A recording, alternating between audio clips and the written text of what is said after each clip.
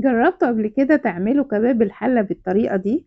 هعمله النهاردة مع صينية البطاطس، هيطلع طعمها تحفة وخطيرة وجديدة، وعايزة اقول لكم انها هتبهركم في العزومات، كمان صحية.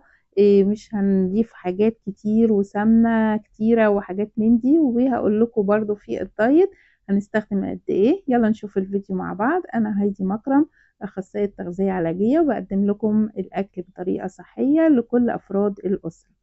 أول حاجة هجيب عندي الصينية بتاعتي، على نار تكون مش عالية قوي ولا واطية قوي. لو واطية هتنزل المية بتاعة اللحمة، احنا عايزينها تكون النار متوسطة. بنزل بمعلقة صغيرة من السمنة أو معلقة كبيرة مش هتفرق، يعني ممكن نزود السمنة. بنقلل الدهون اللي تكون في اللحمة برضو علشان تكون حاجة صحية. بتكون اللحمة متقطعة قطع متوسطة، القطع العادية بتاعة كباب الحلة. ببتدي أشوح اللحمة زي ما انتوا شايفين كده، وبديها صدمة. أهم حاجة الصدمة اللي هي أو أشمع اللحمة من جميع الجهات بالتشويحة دي، عشان ما تنزلش المية بتاعتها، لأنها لو نزلت المية بتاعتها بتنشف. فلازم نحافظ على المية جوه اللحمة. زي ما انتوا شايفين كده مفيش ولا نقطة مية نزلت. لغاية ما تاخد اللون ده بالظبط هبتدي انزل بحوالي لو كيلو لحمة بنزل بنص كيلو من البصل، بيكون متقطع ترانشات كده زي ما انتوا شايفين، او جوانح، يعني عايزة المقاسات تكون كبيرة. ببتدي اشوحها كده، ببتدي انزل عندي بالفلفل والبابريكا، وبخلي الملح في الاخر خالص، مش بنزل بملح دلوقتي. ممكن نحط كمان توم باودر والبصل البودر. بخلي الملح في الاخر، لان الملح برضو لو اتحط في الاول بينزل المية اللي في اللحمة واللحمة عندنا تنشف. ببتدي اشوحها كده شوية كمان، وهغطيها شوية لغاية ما تبتدي تستوي. ممكن لو حسيت المية بتاعتها بدت تنشف ببتدي احط مية تكون مغلية، بلاش ان احنا نزودها بمية تكون من الحنفية او ساقعة، لان دي برضو هتنشف عندنا اللحمة.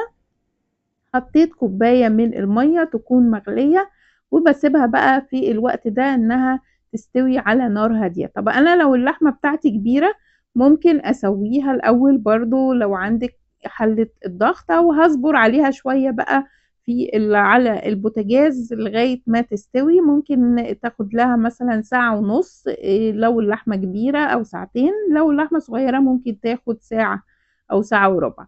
هبتدي بقى جاهز عندي الصينية، ببتدي أقطع بطاطس ترانشات، وأحط عليها عصير بصل، وأحط بقى ملح وفلفل والبابريكا توم باودر بصل باودر وترانشات طماطم من فوق.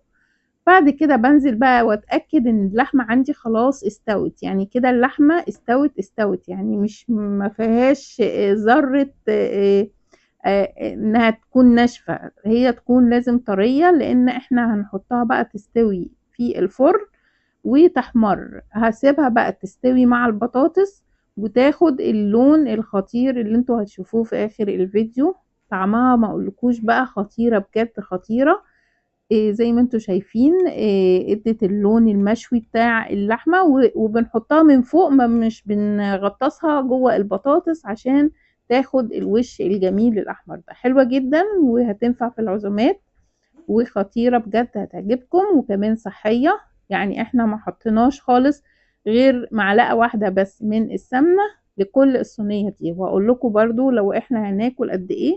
لو احنا في دايت هناكل بطاطس من غير رز مع قطعة اللحمة، ممكن ناخد حوالي 100 جرام من اللحمة مع حوالي 100 جرام من البطاطس.